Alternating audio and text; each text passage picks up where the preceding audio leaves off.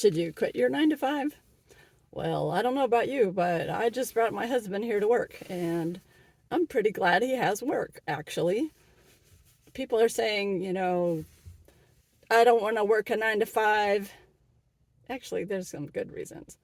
But yeah, it's better than not working.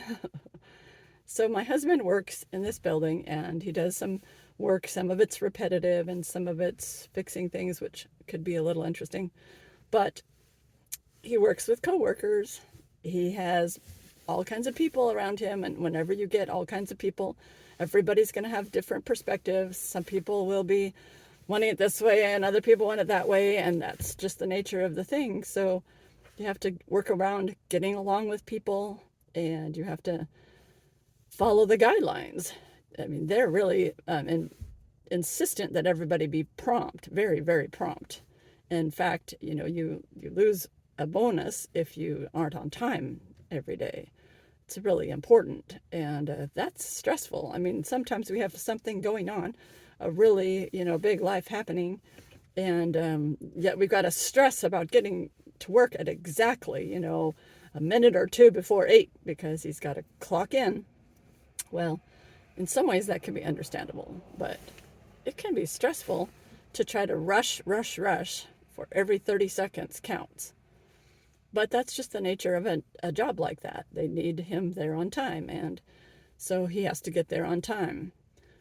So you have the pressures of the coworkers, you have the time pressures, and you have the structure where he's not going to get off if there's ever anything that's needed. He has to make special arrangements to get time off, but normally he doesn't get to go off. So he has to work the full week at the exact schedule that they want. There's no flexibility, there's no choice, there's nothing like that. On the other hand, it really has its place because he has a personality that's very creative, but he doesn't have the personality to automatically know instinctively how to set up a business, how to make a lot of sales. He just wants to be creative, make a product, and do his thing. So the 9 to 5 job gives us an income where if he had to invent his own, that'd be rather difficult. Not impossible, but it's more difficult for some personalities than others. And I really think that that's the reason for a 9 to 5 job. What should really happen is somebody who sets up a business, then hires people, but those people don't have to stay as an employee all of their lives.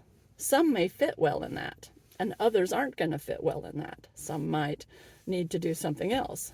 Some might just say, I'm fed up with this. I can't handle being told what to do so much. They need the creativity. They need their own business. They need flexibility and stimulation and things outside of work.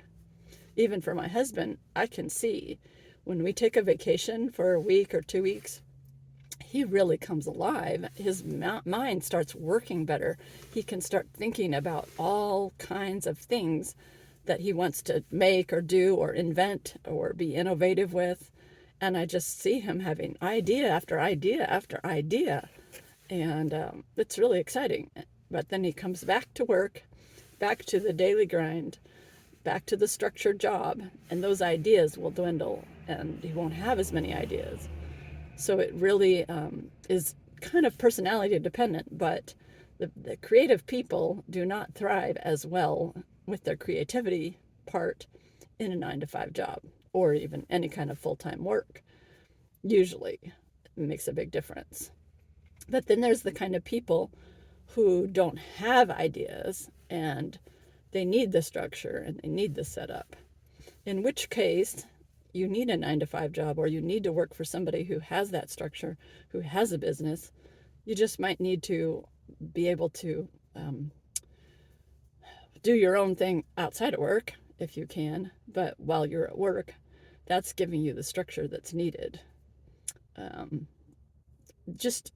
There's personalities that I've seen. The personalities like that thrive in a regular job are the ones that just don't always buck the system, if you know what I mean. the personality that's okay just doing the normal thing, okay doing something repetitive, and that's happy just following a system and a procedure. Then the other personalities that always want to change and make it better and make it different and do something different, those personalities, they just have a difficult time. And even with coworkers, there's people who get along better with coworkers than others. Like my husband seems to get along pretty well with coworkers. But that doesn't mean that there'll never be any stress from some other coworker who might have some ideas or try to rub people wrong, or he'll be hearing others not getting along with each other in the workplace. And that's still something that affects people. That's going to be part of life. And some places are going to have that more than others, right? If you were working for yourself, you might still have challenges. But sometimes you have less challenges if you can have your choice. I think the big thing for people is, how do I have my own choice to the degree that I need, or to the degree that I can, right? We just really, if a creative brain has an ability to create, then that person needs to have time to create. So you don't always have that kind of time when you're working 9 to 5, and then you have your home life. So somehow you want to carve that out. But the place for the 9 to 5 is to help people get set up. And then later, if you find a way to get yourself set up with your own business or your own side hustle or whatever you can find to make money, and you're established and stable, then maybe you don't need to remain at a 9 to 5 job. But while you're there, you have to do what you can to make the money. But it could be that if you're struggling with a 9 to 5, you're struggling with that 9 to 5. Some are better than others, and you might be able to find a 9 to 5 job that would have less of the stresses that are bothering you. Some companies are run by really decent businessmen, and they're really considerate of the employees. They have decent benefits and a decent schedule that will work for your life. And it might be that you could just look around. Sometimes we feel like we're just stuck in our one place and we hate it, and maybe you'd find another one that's also challenging. On the other hand, you could at least look into it and see if there's another 9 to 5 that you could do. In the meanwhile, you can try to build up your opportunities to have a change and test some things out if you can do it on the side. What can you do? I don't know. But sometimes there's people who say they like to do door dashing. Well, I don't know if that's that great, but it could be something to try. But there also might just be another job in your field for another company where they've just structured it well, and they've made guidelines so that the people are not so difficult, or they just set it up with a better atmosphere. That's possible.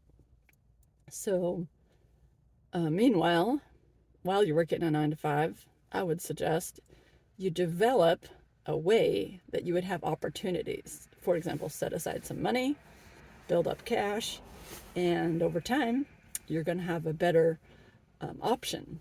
Because what is needed to set up your business? Why aren't you doing it right now? Maybe you need ideas, maybe you need time, maybe you need money. And so if you set aside money, that's going to be one of the things that would help you have an option if you think of what you could do for yourself later. Or maybe you find another side hustle that you could work with, realtor on the side, or, there's a lot. I can't think of them right now, but you can just look them up online and try to find something, because it's not fun to stay in a job where you're unhappy. But part of it might be depending on you, and part of it's the other people. You're just going to struggle more if you have that personality that has creativity and vibrancy and joy and flexibility. If you're a flexible kind of person, how are you going to manage in a building where everybody has to be there at 7:59 to try to clock in? It's tough, and it doesn't mean that that's bad. I mean, if the employer wants everybody there right at 8 o'clock, it's not necessarily a bad thing. But sometimes there are other things that come up in life that just make it difficult and there's no flexibility. So if you are the kind that wants that flexibility, that's what you have to strive for. And it's not easy to find it in most full-time jobs. On the other hand, um, when you have that creativity and you could use it to a great innovative purpose, like my husband, I keep telling him one day you could really make a product that we could sell for millions. We could make our millions, just get your one product to market, because he's so creative. He always tries to improve something that we have, and he has good ideas to do that. So that works out well. Anyway, so it's just really important to try to get a good fit in your jobs. I knew a friend, why am I say a friend? So many people aren't really thriving in their jobs. Some of them are good in their jobs, but one friend, she was actually thriving in her job, it seemed. She was happy to do this job. She liked it. It fit her personality. And when we can find that, that's what we really want. And whether that be working for yourself, whether that be side hustles, these part-time things, whether that be a full-time work, just something that we can find that we can do a good job and not have as much stress. So anyway, it's not easy to find, and I was really amazed that she did. But she found out what her personality liked to do. And when she found the way to do it, and a job that would pay her to do it, it wasn't the most fantastic pay in the world, but it was good pay. It was enough that they could live a decent life, and she was very happy with it.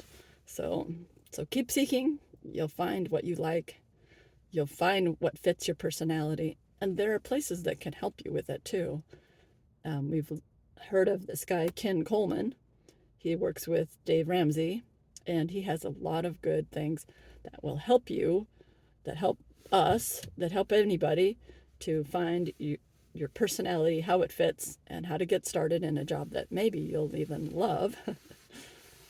And if not, then work toward your independence. Work toward a position where you can do something that would be a little bit more independent. Maybe it can happen, but down the road, right? We've got to find a way to eat right now. We can't just sit around and starve. We've got to have food on the table and gas in the car and make sure that we have our needs met. So seek what you can. Check out Ken Coleman and find if it gives you any insight into your personality, into what you like, what you want, and see if you can make a improvement in your 9-to-5 position. But I wouldn't recommend doing anything too quickly. We've got to go slowly, so that we make sure that we're not in a situation where we have no money. Just logically, you don't want to be starving or stressed out about starving. That's important too. When you start to watch your cash coming down, you're starting to say to yourself, oh no, we've got to hurry up. We've got to find work soon. We're running out. And that pressure is not a good thing for your health, for your life, for your energy to survive, right? We just don't want that level of stress attacking us. And we can do it to ourselves. If we quit a job that was tough, then we find ourselves without a job, which is tough. So have you gained anything? Not really. So when we change to a better job or change to a job that fits your personality better, just keep in mind the stepping to it. I also did a video on having an emergency fund. So if you do lose a job, you would have money set aside for several months, 3 to 6 months. Usually they say that you could have that kind of money will give you that peace of mind that you have something while you're frantically trying to find the next source of income. But to do it on purpose is probably not as good as it would be to just stay with your job and see what you can do on the side. Try to find income on the side, productivity on the side, be innovative on the side, find whatever is possible, maybe learn some skills on the side, improve yourself, improve the quality of ability to work. And maybe there's some ways you can do that.